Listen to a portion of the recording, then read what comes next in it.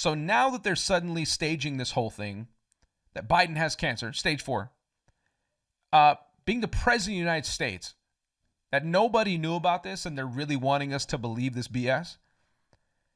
And I want you to think deeper into why this is such a huge deal, okay? Because it's being brushed under the rug. There's a lot of different things going on simultaneously, but I want you to focus in on this specific point with me for just a moment. Because you think back to January 19th, 2025. And why is this date that I'm bringing up to you here so important? Well, for a couple of reasons. Number one, Biden on January 19th, 2025 was in South Carolina. He was not in Washington, D.C., and remember that.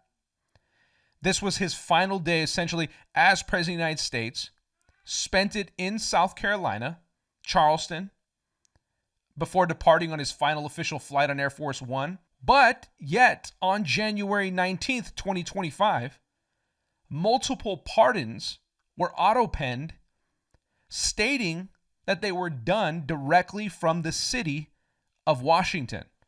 Speaking of D.C. Now, I want to refer you back real quick because let's just take a quick look at these pardons. I'm going to throw these up on the screen so you can see them for yourself, and then we'll dive into this a little bit further. And there's a reason why I'm doing this. Okay? A couple of things I'm going to point out to you. Obviously, it shows his name at the top.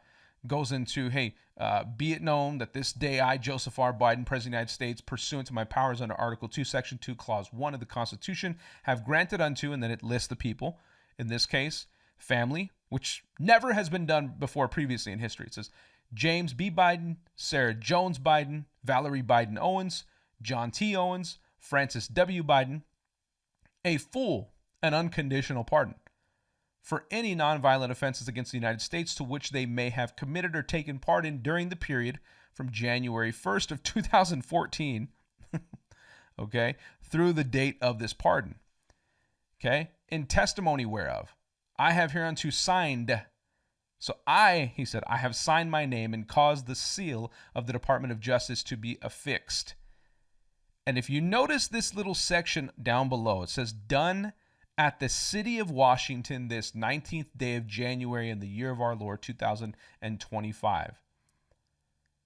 And then down below, it's not his official wet ink signature. This is AutoPen. Let's look at some others, just for context, to be able to understand what we're looking at here. Here's the one that he signed for Mark Milley, General Mark Milley. Here's the one that he signed for the members of Congress who served on the Select Committee to investigate the January 6th attack on the United States Capitol. The staff of the Select Committee is provided by the House Resolution 503 and the police officers from the D.C. Metropolitan Police Department of the U.S. Capitol Police who testified before the Select Committee.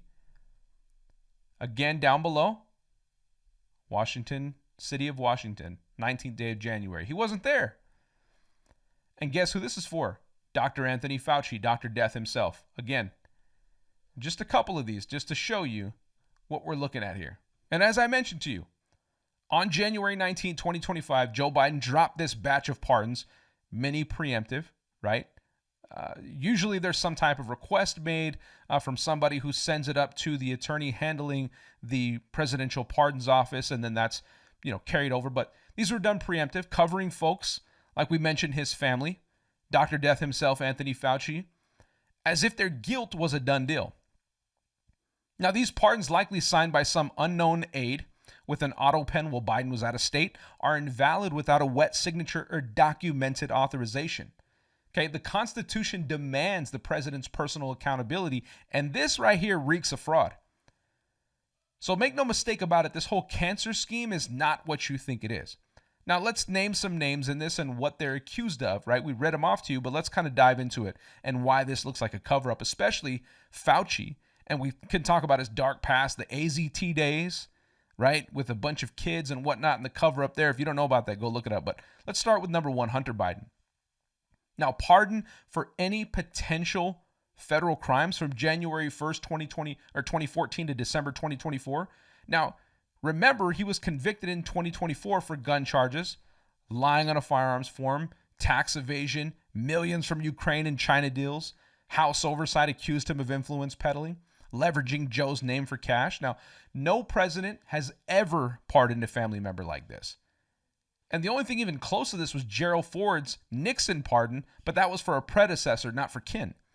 So this sua sponte pardon, or this pardon without a request, likely auto pen signed without a clear paper trail, screams of cover-up. Now, assuming Hunter's guilt before charges, really, if you look at it, we already know about the diary. We already know about the Hunter files and the laptop.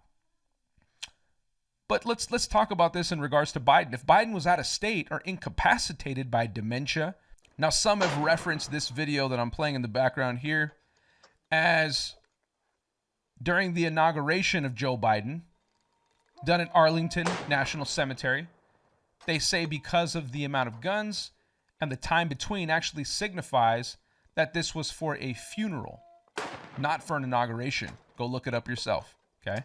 That's neither here nor there, just something to throw out there.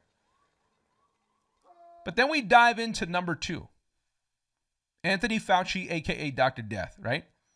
Preemptively pardoned for any federal crimes also from 2014 to January 19th of 2025. No charges, but he's accused of lying to Congress about COVID origins and pushing deadly policies.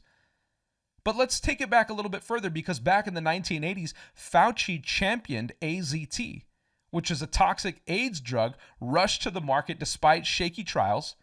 Now, ex-posts and critics like Robert F. Kennedy claimed that Fauci ignored AZT's side effects, bone marrow suppression, liver damage, killing thousands, including kids in foster care, that were actually used as guinea pigs in trials. If you don't believe me, go look it up.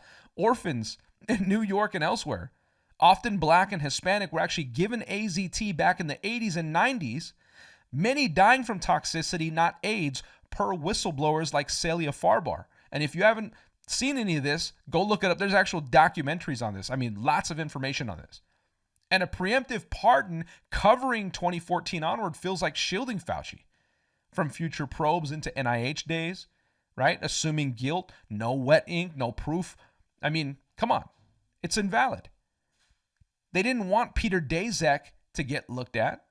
We know what happened with Charles Lieber, the godfather of nanotechnology. And speaking of Charles Lieber and the connection with Anthony Fauci and people like Peter Daszak and the 1,000 Talents program from Wuhan and North Carolina Chapel Hill and all the different connections there. And you can actually look up all the patents that Charles Lieber has about nanotechnology and being able to take nanobots and putting this particulate inside of syringes and injecting it and then allowing that to be controlled outside the body through Wi-Fi technology. Okay? So this isn't just some conspiratorial, garbage. This is real fact that's out there. But then we can go on to General Mark Milley, preemptively pardoned as well for 2014 to January 19, 2025. Trump called him treasonous for reassuring China's post-2020 election. Though no charges filed, an auto pen by an unknown aide without documented authorization makes this pardon void, pure fraud, if Biden wasn't in the loop. And if he was incoherent, as they've said he is many, many times before, then how in the world, being in South Carolina, I mean, the guy can't even multitask. And you think from over there in South Carolina, he's thinking about the specifics of pardons and then auto-penning or giving a subordinate the ability to do this from long distance? But we have no accountability to know who this actual subordinate is yet? And then let's move on. January 6th committee members: Benny Thompson, Liz Cheney, Adam Schiff, Zoe Lofgren, Pete Aguilar, Stephanie Murphy, Jamie Raskin. We know about Jamie Raskin calling for insurrection, knowing what he was already saying and inciting. Elaine Luria, Adam Kinzinger, and staff preemptively pardoned for 2014 to January 19, 2025. No charges, but Trump accused them of rigging the January 6 probe. Mass pardons via AutoPen without a wet ink signature lack traceability, especially if Biden was out of state.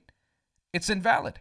And then Capitol and D.C. police officers: Harry Dunn, Michael Fanone, Daniel Hodges, preemptively pardoned for 2014 to January 19, 2025. Accused on X of exaggerating J6 riot testimony. No charges. Auto pen signed without a paper trail. Not legit. James Biden, Frank Biden, Valerie Biden, all these different people preemptively pardoned from 2014 to 2025. Why the blanket? Now, James faced oversight probes for alleged influence peddling, like a $3 million Chinese wire. No charges, but preemptive pardon, assumed guilt, right? No president has pardoned family like this. No wedding, invalid. And we can go on and on and on. But look, the Constitution's Article 2 gives the president, not some faceless aide, the pardon power. Now, these preemptive pardons, especially for family and Fauci's AZT-era sins, assume guilt years in advance, like a pre-crime confession. So without a wet ink signature or a documented chain of command, I mean, we can't trust Biden, maybe incapacitated or out of state, approved them. The public deserves to know who's signing them to begin with. But these are unconstitutional frauds and must be struck down. And I believe this is why they're now saying that this guy had stage 4 cancer. Are you kidding me? They didn't know that he had stage 4. They didn't know that this guy was basically dying. All the medical teams and medical availability to him. Make no mistake about it, though. This was done with pure intent. Needless to say, I'm curious to know what you guys think about this, what your position, what your take is on this. Let me know. And just real quick, big shout out to all of our sponsors and those who have supported us throughout this whole process of building this channel up. A lot more things coming here. We're getting ready to make some massive announcements, but we're very excited for all that you have done to be with us along the way, because we are here because of you, because of Christ. And so I just want to personally give a big shout out to you. Make sure to follow me at Joey Vantes on all platforms. JoeyVantes.com. We're revamping the site currently, and a lot more coming in this process. Now, something else I want to bring up to you. I thought this was quite interesting. This was a pretty interesting article, to say the least. I saw this up on Wealthy OG on Instagram. But I started doing some discovery, looking up some details on this specifically, and I thought it was pretty wild. And it said, the headline was, "Inside the hidden private schools where billionaires' kids are taught power, not math." It says they're not taught to memorize formulas. They're taught to move markets. Inside hidden private schools you've never heard of, billionaire kids are trained to rule, not just succeed. So while regular schools teach algebra, these elite institutions teach this: how to manipulate a boardroom, how to influence governments, how to protect a $500 million legacy. No exams, no lectures, only war room simulations, private deals, and grooming for global influence. Their final project? It says, not an essay.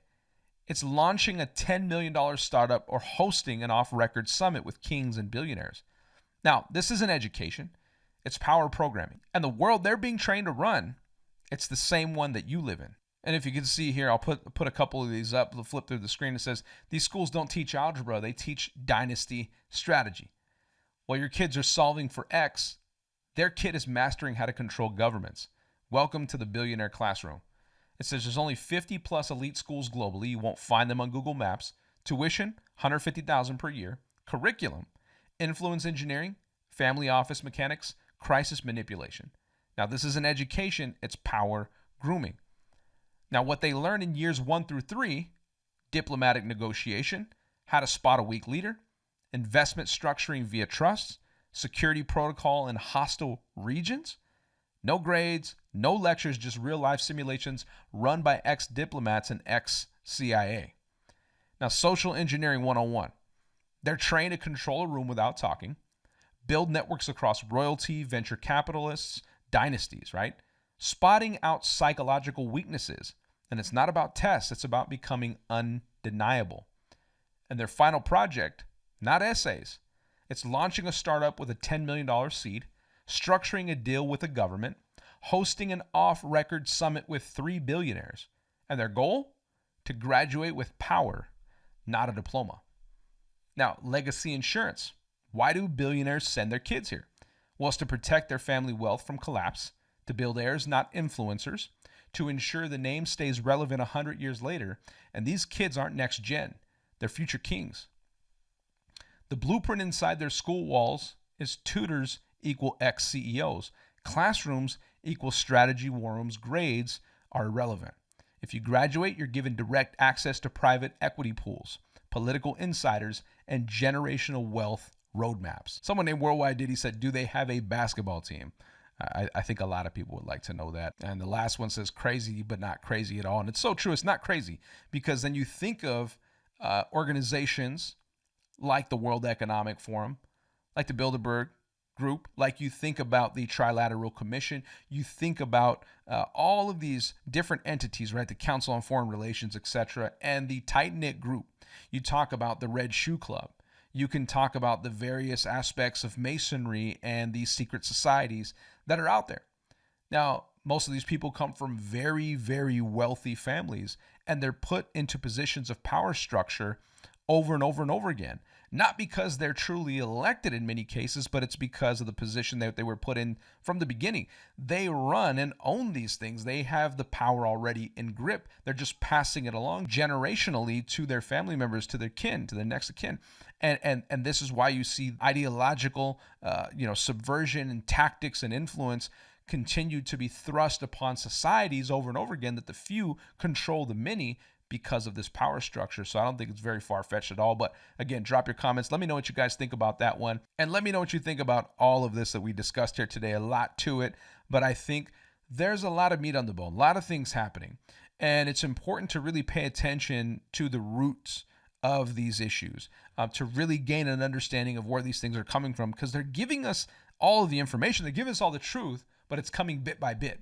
And if you'll pay attention from the inception of them, then you usually have enough to build that and understand the dynamics and the specifics of what's actually taking place. But follow me at Joey Vantes, guys. Thank you for joining me here on Truth Uncensored. And until next time, we'll see you soon.